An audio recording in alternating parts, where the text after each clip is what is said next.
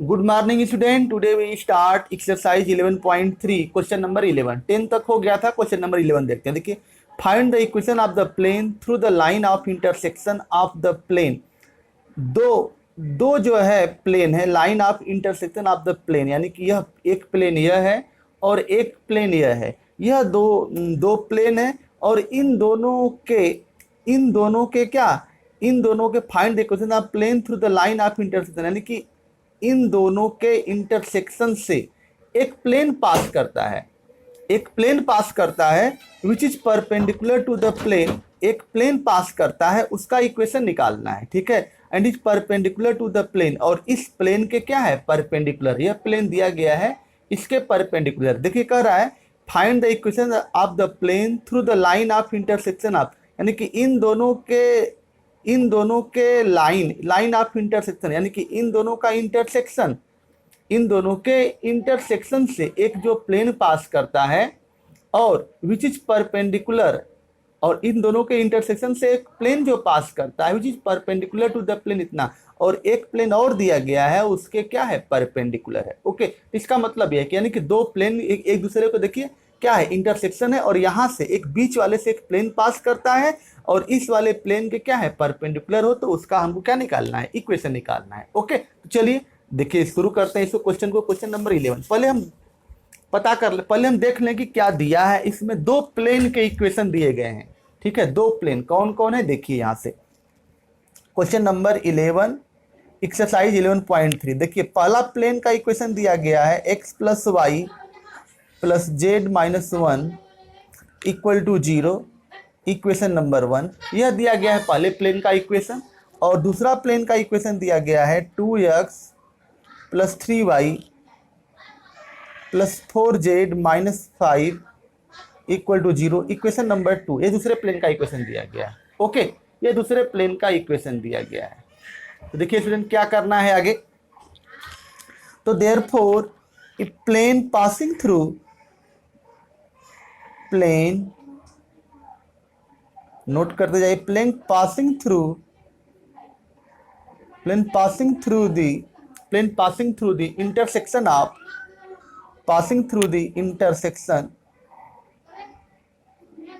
intersection of above two planes, above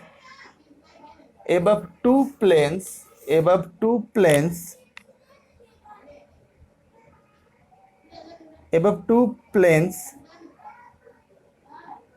is plane passing through. उसका equation क्या होगा, equation of लिख लीजिएगा आगे, equation since equation of plane passing through intersection of above two planes is, उसका equation क्या होगा। हम लोग जानते हैं कि a प्लस इसका जो है a1, ठीक है, यह वाला होगा, प्लस लेमडा भी इक्वल टू क्या होता है, 0, ये तो मालूम है। यानी कि इसका इक्वेशन होता है x plus y plus z minus 1, यह वाला, और प्लस लेमडा, ठीक है, प्लस लेमडा और इसका मान 2x plus 3y plus 4z minus 5 equal to 0। This is equation number 3। Equation number 3, ये इक्वेशन नंबर 3 हो गया, ये तो मालूम है, ठीक है। अब हम क्या करें, अब यहाँ से हमको लेमडा होगा यहाँ, या अब यहाँ से हम लेमडा की वैल्यू निकालना है, ठीक है। तो देखिए यहाँ से जो है हम क्या करें, इसको जो है x का जो है कामन ले लें। देखिए यहाँ पर x कामन निकालोगे तो 1 प्लस 2 लेमडा, और y कामन यहाँ से निकालोगे तो y जो है 1 प्लस 3 लेमडा, और प्लस अगर हम z कामन निकालें तो z कामन निकालोगे तो क्या हो जाएगा, यहाँ पर 1 प्लस 4 लेमडा, यह होगा, ठीक है, ये z हो गया। और उसके बाद क्या बचा, कांस्टेंट वाला टर्म क्या बचा, -1, और ये जो है -1 और ये -5, लेमडा का इसी में मल्टीप्लाई, तो -5 लेमडा बराबर 0, यह हो गया। ओके स्टूडेंट, यहाँ तक हो गया। और इसको मान ले कि दिस इज इक्वेशन नंबर 4। ये जो प्लेन है, इन दोनों के जो, ये दोनों प्लेन के इंटरसेक्शन से जो पास कर रहा है उसका इक्वेशन यह हो गया। और यह दिया है कि इक्वेशन 3 जो है परपेंडिकुलर है, इक्वेशन 3 है जो प्लेन का, वह परपेंडिकुलर है, एक गिवन प्लेन दिया गया है। ओके, तो यहाँ पर देख लीजिए यहाँ से since equation of the plane, since above, since equation 4, since equation of the since above equation, since above equation is, since above equation is, since above equation is perpendicular to the given plane, perpendicular to the given plane, perpendicular to the given plane। और इस plane का जो equation दिया गया है, इसका जो है इक्वेशन दिया गया है x minus y plus z equal to 0। इसको कर लें इक्वेशन नंबर क्या 5। यह प्लेन इसके परपेंडिकुलर है, यह वाला प्लेन इसके परपेंडिकुलर है। यानी कहने का मतलब कि ऊपर से हम लोग क्या निकाल सकते हैं, a1 a2 निकाल सकते हैं। ऊपर वाले से देखिए 4 और 5 से a1 इक्वल टू मिला हमारा 1 प्लस 2 लेमडा, a1 और b1 का मान निकला 1 प्लस 3 लेमडा, और c1 की वैल्यू निकला 1 प्लस 4 लेमडा। यहाँ तक हो गया। और a2 की जो वैल्यू निकली यहाँ से क्या 1, और b2 की वैल्यू निकली -1, और c2 की जो वैल्यू निकली यह 1। ठीक है, यह हो गया। अब जो है ये दोनों जो है ये दोनों प्लेन परपेंडिकुलर है एक दूसरे के। जब परपेंडिकुलर है तो परपेंडिकुलर कंडीशन को क्या करेंगे, सेटिस्फाई करेंगे। तो since planes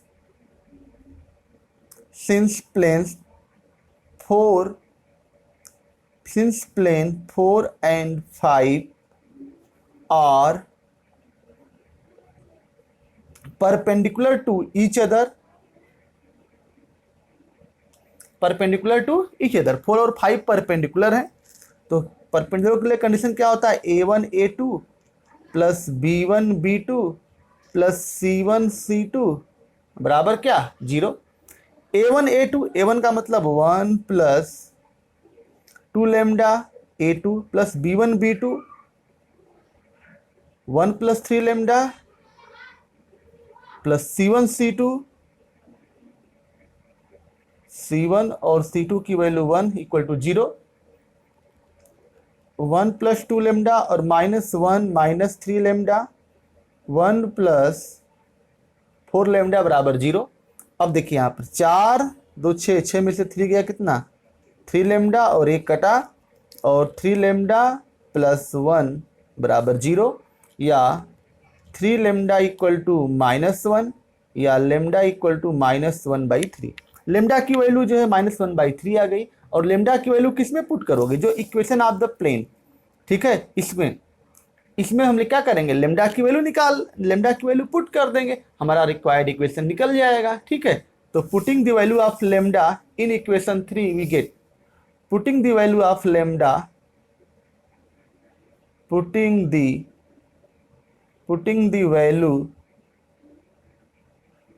value of lambda in equation 3 we get, तो हमको क्या मिलेगा, 3 में पुट करते हैं तो 3 हमारा है x plus y plus Z -1 प्लस लेमडा। लेमडा की वैल्यू क्या है -1/3, और ब्रैकेट में क्या 2x plus 3y 2x plus 3y plus 4z -5 बराबर 0। यह हो गया। अब स्टूडेंट देखिए x plus y plus Z -1, अब जो है क्या किया जाए, माइनस से मल्टीप्लाई करोगे तो -1/3, और ये हो जाएगा हमारा 2x plus 3y plus 4z -5 बराबर 0। Multiply by both side by 3 से मल्टीप्लाई कर दो, तो 3x plus 3y plus 3z -3, और यह वाला हमारा जो है क्या हो जाएगा -2x plus 3y plus 4z -5 बराबर 0। ठीक है स्टूडेंट, यहाँ तक तो हो गया होगा। अब चलिए आगे देखिए, 3 का मल्टीप्लाई कर दिए सब में, तो यहाँ पर ये हो गया 3x में से 2x घटा कितना हो जाएगा x, 3y और 3y ये 0 हो जाएगा तो 0 खत्म हो जाएगा। 3z और -4z तक कितना हो जाएगा -z, और ये -3 और +5 क्या हो जाएगा 2, ये हो गया ये 0, यानी कि x -z + 2। तो ठीक है स्टूडेंट, यह इसका जो है आंसर हो गया। अब देखिए आगे हम लोग चलते हैं। देखिए आगे जो है यहाँ तक के बाद 11 11 हो गया, और इसके बाद जो तुम लोगों के सिलेबस में 12 13 और 14 ये जो है सिलेबस से बाहर हो गया। ठीक है, जो कंसेप्ट यहाँ पर है angle between a line and a plane, यह सिलेबस से बाहर हो गया है। ओके, और इधर का जो है कुछ पढ़ना वढ़ना नहीं है आप लोगों को। ठीक है, बस इतना से ही जो सिलेबस से बाहर निकल गया उसको हम नहीं पढ़ाएंगे। ठीक है, तुम लोग जो है पढ़ते रहना अपना। आगे हम लोग चलते हैं, कुछ मिसलिनियस का क्वेश्चन कर लिया जाए। Miscellaneous exercise on chapter 11। देखिए मिसलिनियस एक्सरसाइज शुरू करते हैं। ठीक है, चलिए देखिए पहला क्वेश्चन है मिसलिनियस एक्सरसाइज का क्वेश्चन नंबर 1। देखिए क्या कह रहा है, so that the line joining the origin to the point इतना is perpendicular to the line determined by the point इतना। ठीक है, यह क्वेश्चन हमारा है। ठीक है, चलिए जो है देखते हैं इस क्वेश्चन को कैसे सॉल्व करते हैं। क्वेश्चन नंबर 1 आप मिस कर रहा है कि सो that the line joining the origin से पॉइंट को ज्वाइन करती है, इसको इज परपेंडिकुलर हमको दिखाना है कि, और यह पॉइंट को ज्वाइन करने वाली एक दूसरी लाइन है, ये दोनों लाइन आपस में क्या है परपेंडिकुलर है, यही हमको क्या करना है दिखाना है। देखिए इसको स्टूडेंट कैसे हम सॉल्व करते हैं। ठीक है, तो देखिए इसको हम सॉल्व करते हैं। तो देखिए student miscellaneous exercise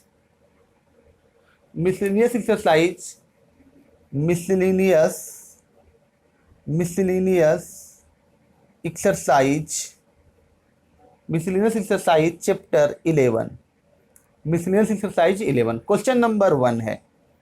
question number 1 इसमें दिया है कि first line joining the points,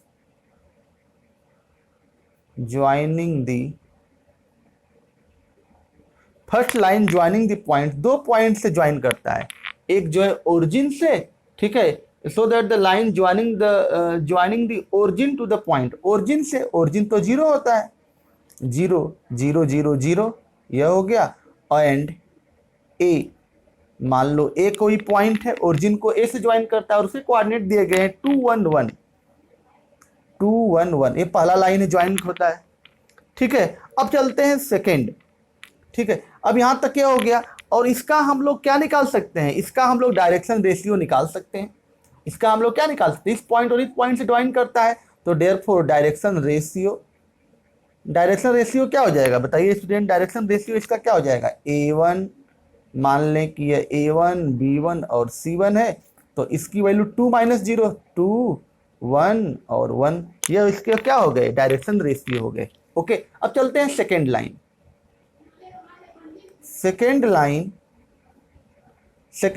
joining the point,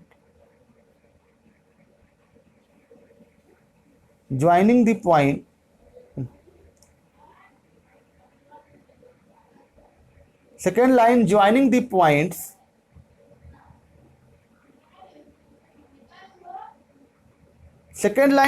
the points, जो दिया गया है, जो सेकेंड लाइन जो ज्वाइन होती है पॉइंट से, उसके कोऑर्डिनेट दिए गए O हो गया A, और इसको मान ले कि बराबर B, और B के जो कोऑर्डिनेट दिए गए हैं 3 5 -1 और C, मान लो कि ये C है 4 3 -1, यह जो है ज्वाइनिंग पॉइंट के कोऑर्डिनेट दिए गए हैं। अब हम ज्वाइनिंग पॉइंट के कोऑर्डिनेट दिए हैं तो इसका क्या निकालना है, डायरेक्शन रेशियो निकाल लें। डायरेक्शन रेशियो जिसके कितने होंगे A2 B2 और C2, A2 B2 और C2 है, तो इसकी जो वैल्यू हो जाएगी 4 - 3 कितना हो जाएगा 1। ठीक है, और 3 - 5 कितना हो जाएगा -2 और -1, और इसमें से इसको माइनस करोगे डायरेक्शन माइनस से इतना कितना हो जाएगा 0, यह हो गया।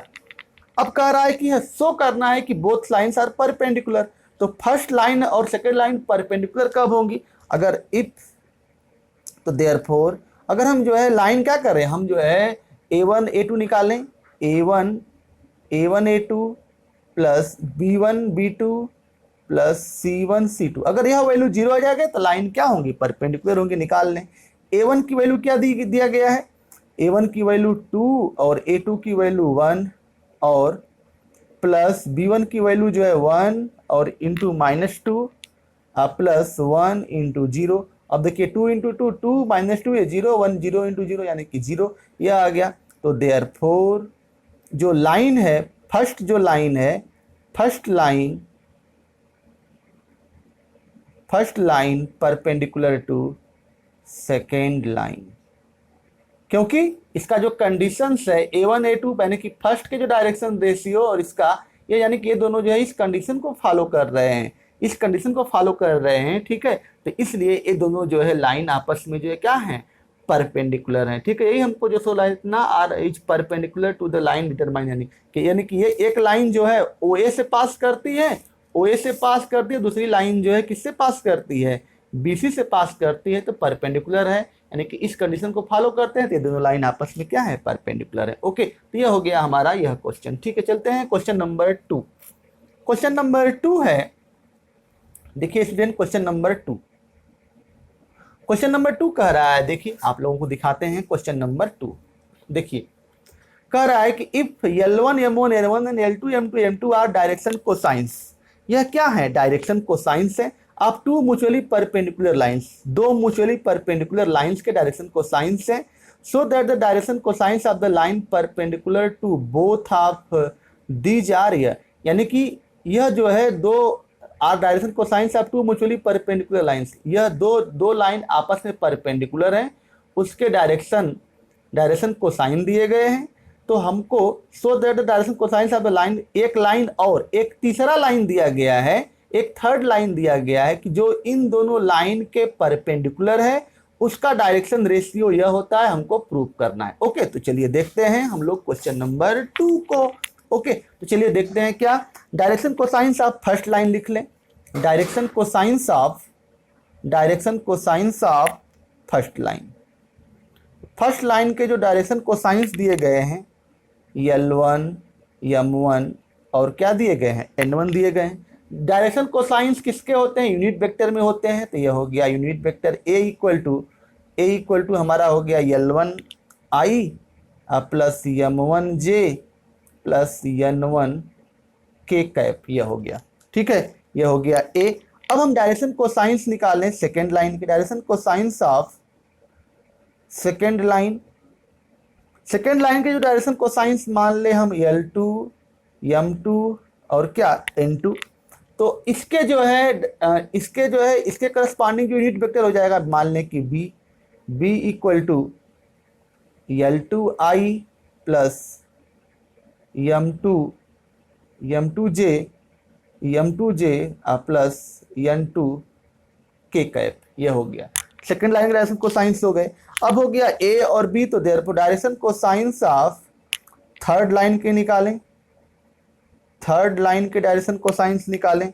जो थर्ड लाइन के जो डायरेक्शन कोसाइंस है इसी के क्या है, परपेंडिकुलर है, तो perpendicular to both lines,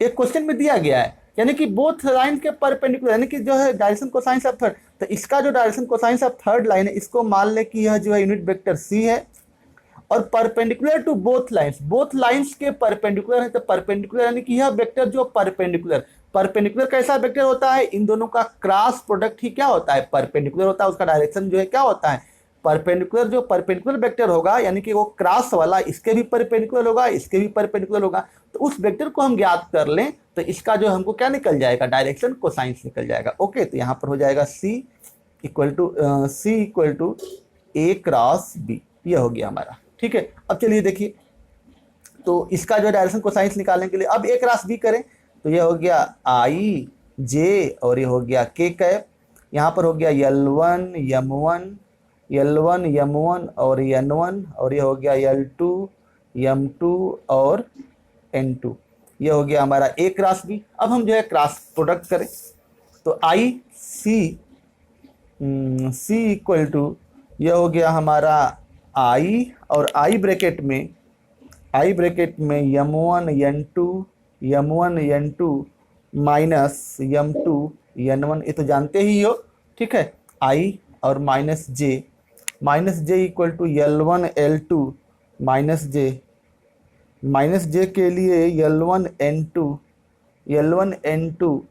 minus L2 N1 ये हो गया।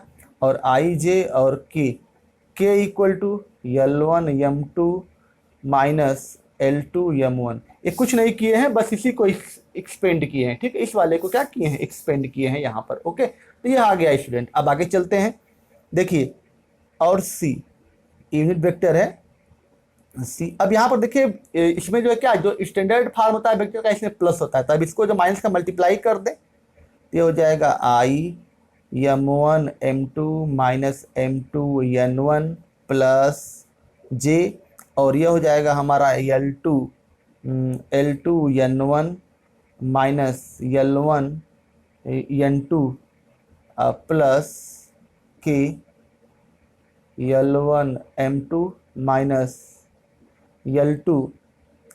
L2 क्या M1, ये हो गया। अब चलते हैं स्टूडेंट आगे। तो इसका जो है therefore direction cosines of third line equal to क्या होगा, यह वाला देखिए M1 M2, डायरेक्शन कोसाइंस आप निकाल सकते हैं, M1 M2 minus M2 N1, यह हो गया। ठीक है, यह हो गया डायरेक्शन कोसाइंस। ठीक है, एक्स एक्सिस के एलांग और वाई एक्सिस के along L2 N1 minus L2 N1 minus L1 N2, और तीसरा हो जाएगा एक्स वाई और जेड एक्सिस के along L1 M2 minus L2 M1। Okay, तो यह हो गए direction cosines. Okay, M1 M1 N2 minus M2 N1, यही इसका आंसर दिया था। मिला ले एक बार, M1 M2 minus M2 N1 N1 L2 minus L1 N2 L1 M2 minus L2 M1। Okay student, यह हमारा जो है सही आंसर है, प्रूव्ड हो गया। ठीक है, तो इस तरह से हम लोग इस क्वेश्चन को सॉल्व करेंगे। तो ओके, तो आज का वीडियो रखते हैं यहीं तक। कल हम लोग जो है इसका अगला क्वेश्चन प्रोसीड करेंगे, अगला क्वेश्चन करेंगे। ओके, तो अगर स्टूडेंट अच्छा लगा हो वीडियो तो like share subscribe my YouTube channel. Okay, आज का वीडियो पर समाप्त करते हैं। Thank you.